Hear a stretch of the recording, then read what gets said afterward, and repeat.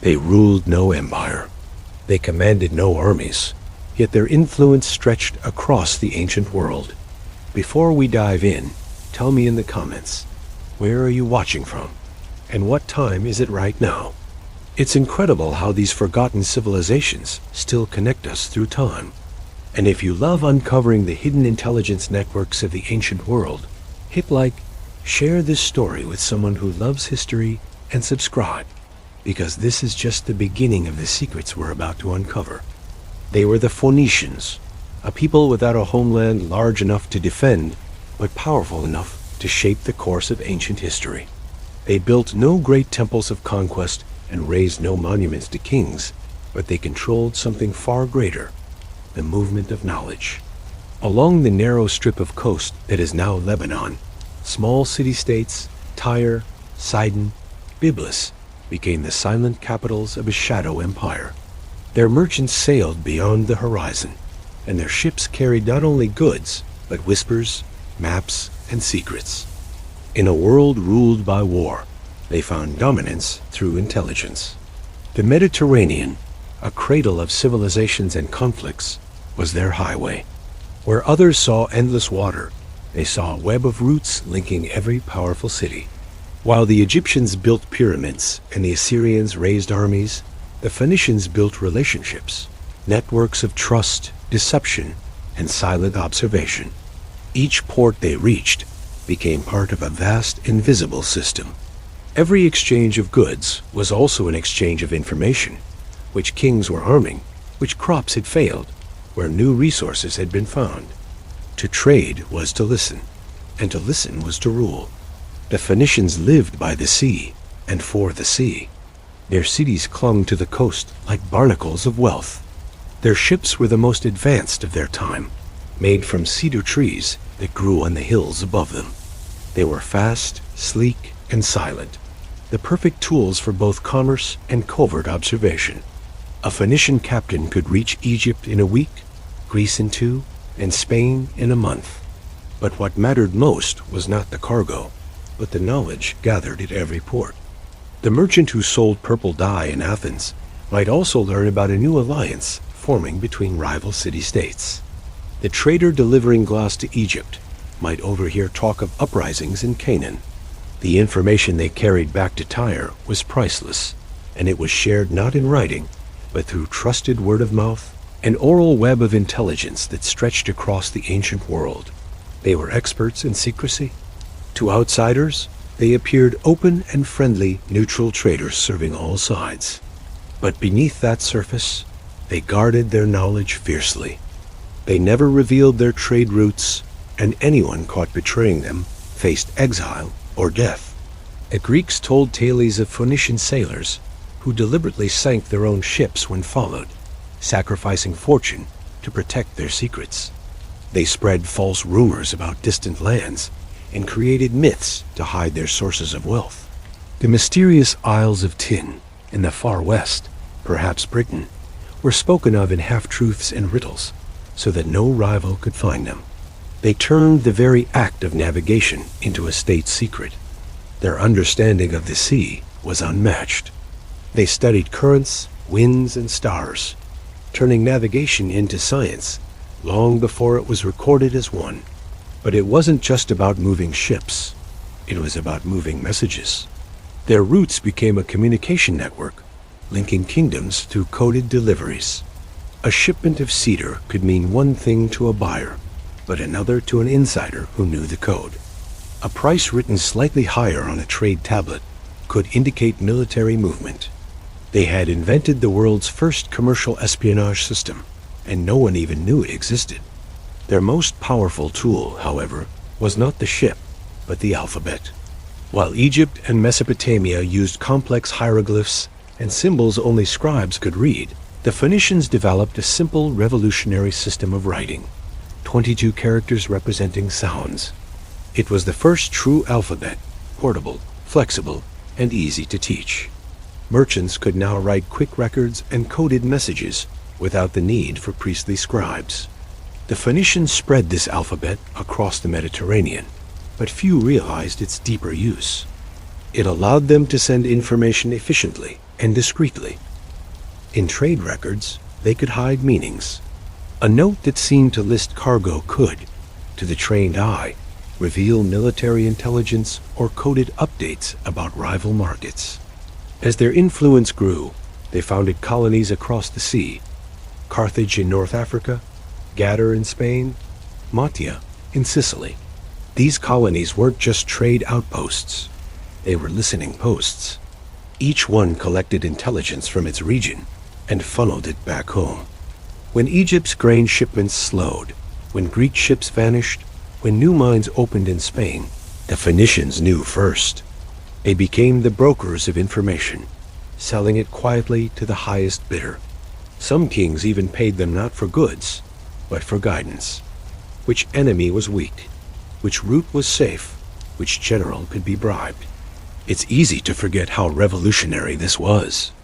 Long before the spies of Persia or the agents of Rome, the Phoenicians had already perfected the idea that knowledge could be a form of warfare.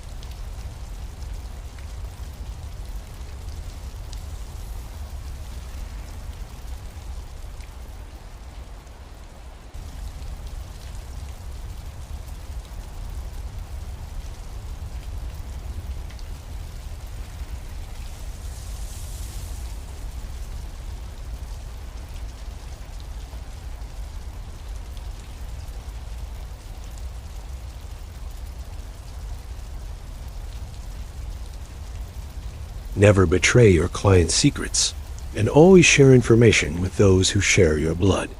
These principles made them unbreakable. Empires rose and fell around them, but the Phoenicians remained, quietly adjusting their alliances and routes like a ship changing course to survive a storm. Their legendary purple dye became a symbol of that same intelligence. It was produced in secrecy, using tens of thousands of muret shells to make a single ounce. The process was foul-smelling and laborious, but the result was a color reserved for kings. Only the Phoenicians knew how to make it.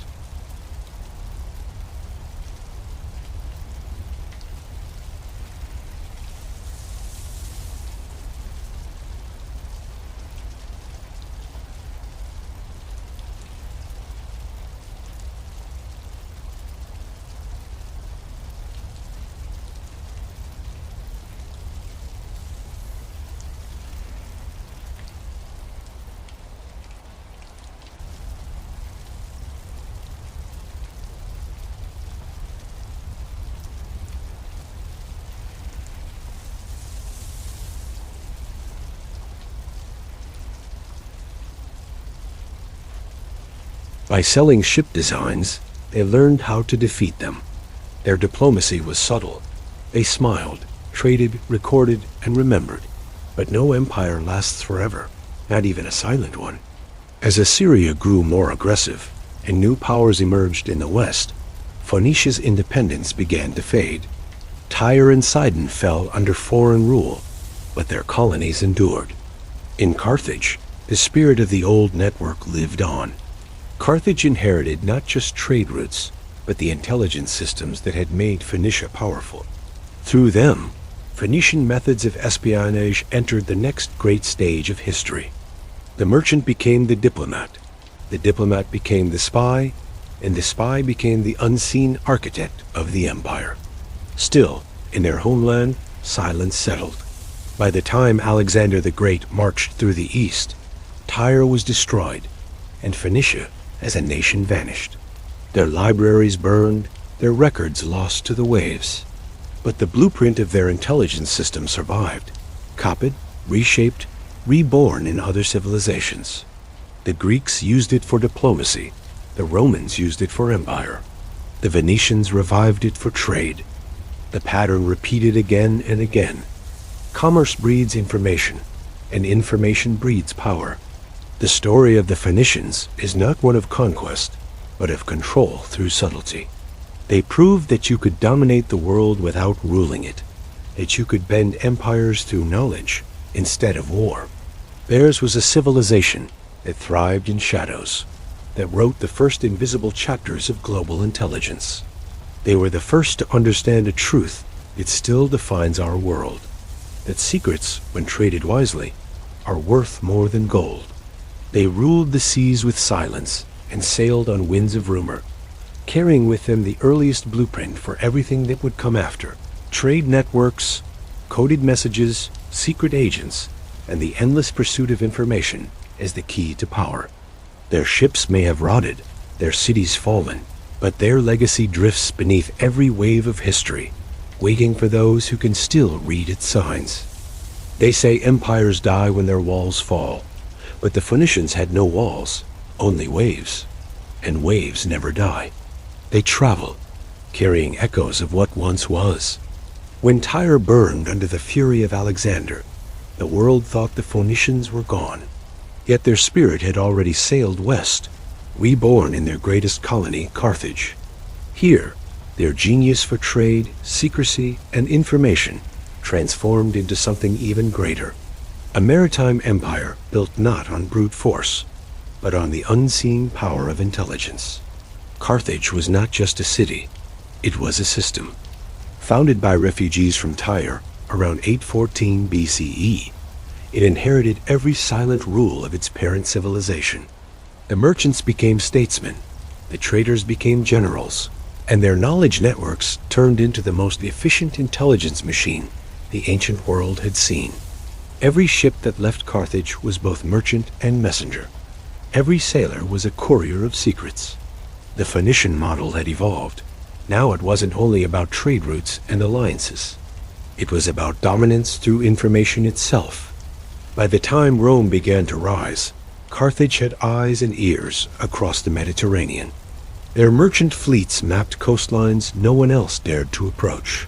They recorded the tides, the positions of foreign ports, the habits of rival fleets. Every captain was required to keep a log, not of profits, but of patterns. How long did Greek ships stay at port? How often did Roman traders change course? What new materials were being exchanged in Sicily or Spain? These details, seemingly harmless, were pieces of a greater puzzle. When pieced together, they revealed the intentions of nations long before those nations themselves realized it. The Carthaginians took their secrecy to new extremes.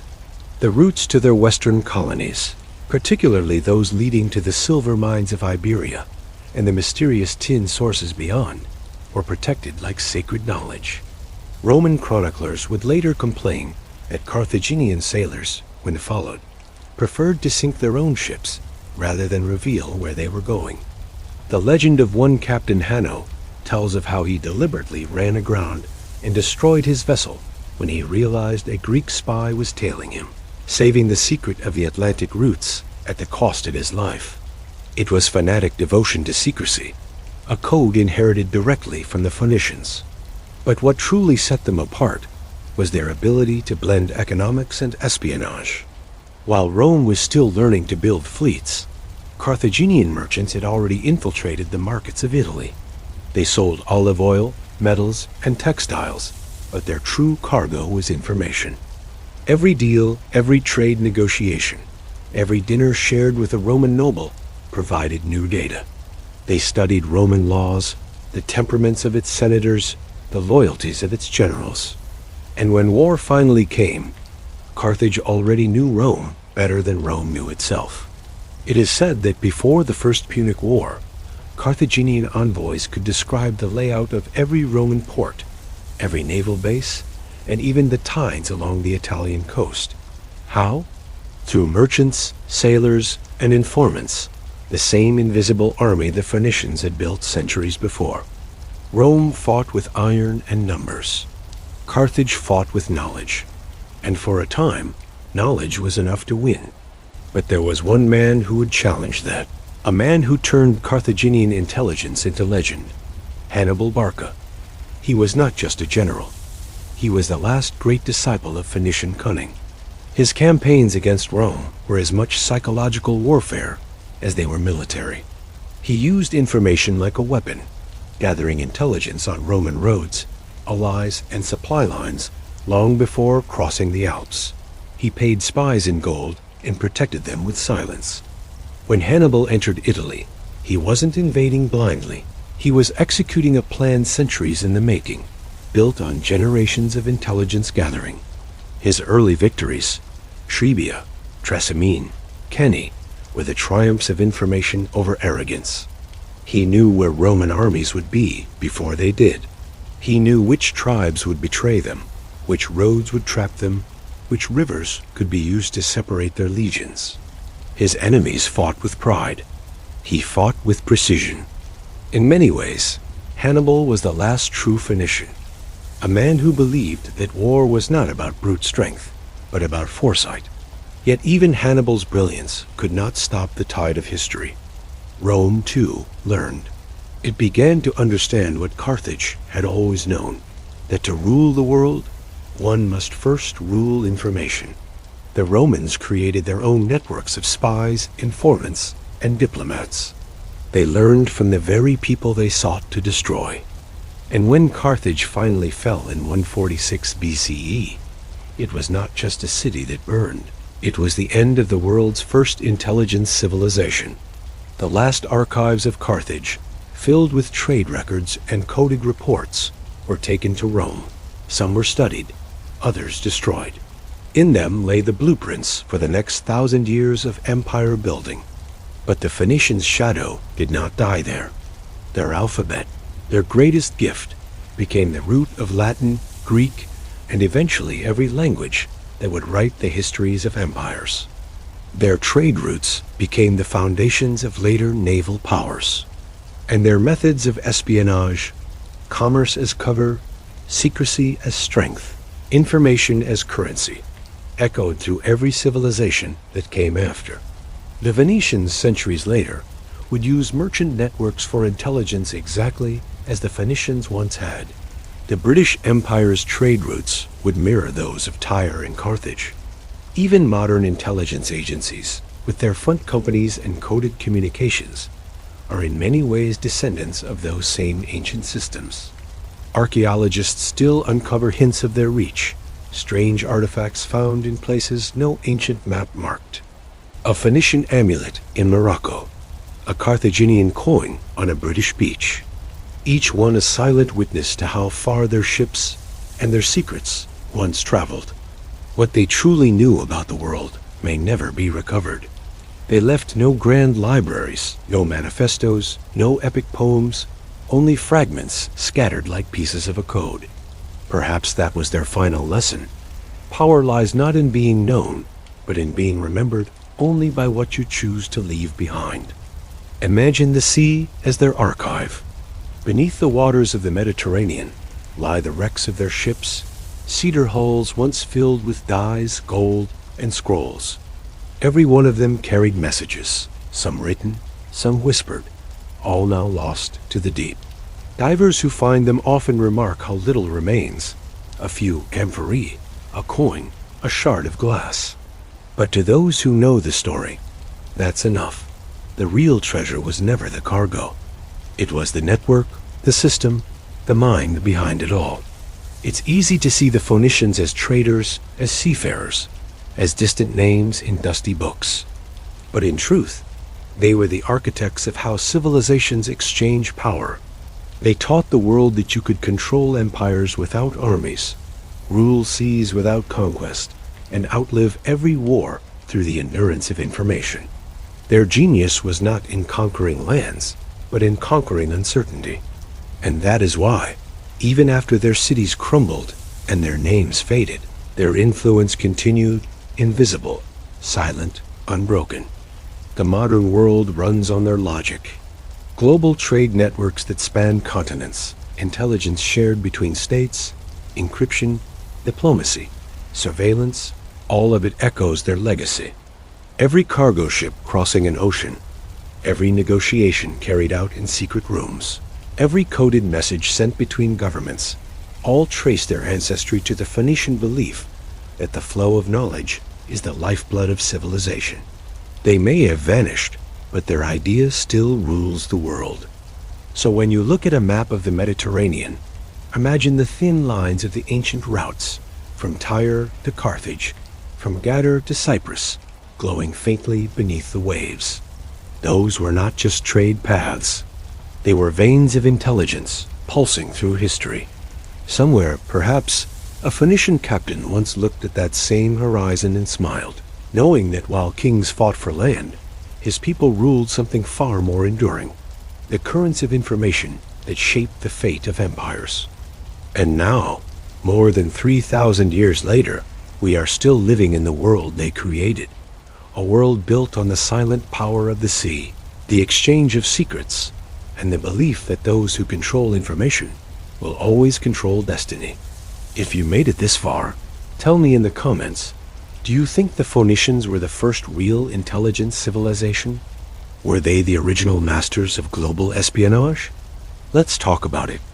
And if you want to keep uncovering the hidden networks and forgotten spy empires of history, hit like, share this story, and subscribe.